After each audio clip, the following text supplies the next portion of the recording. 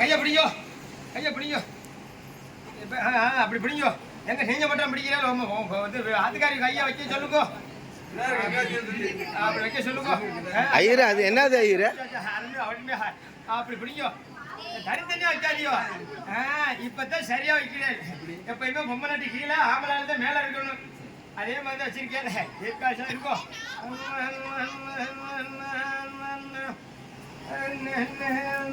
அஜிரே அஜிரே என்னங்க முத்து வந்து விழுகிறதா? ஆமா. இந்த தீர்த்தம் எங்கிருந்து சொன்னீங்க? இந்த தீர்த்தம் வந்து கங்கை தீர்த்தம். கங்கை தீர்த்தம். கங்கை நீர் கங்கை நீர் எங்கிருந்து வருது? கங்கை நீர் வந்து சிவபெருமானோட திருமுடியில இருந்து வருது.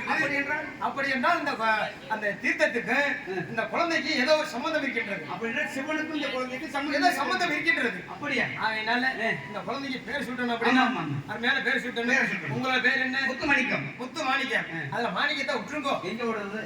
ஊர்ல விட்டுருங்கோ. ஏங்க அந்த முத்துங்கிறத எடுத்துக்கோங்க, மாணிக்கத்தை தள்ளிடுங்க. இனியா தள்ளி விடுங்க. ஆத்துக்காரியோட பேரு துளசி அம்மா. துளசி அம்மா.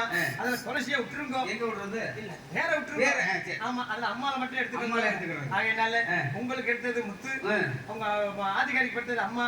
ஆகையினால முத்தம்மா முத்தம்மா முத்தம்மா முத்தம்மா. சந்தோஷம். அப்படி சொல்லுங்க.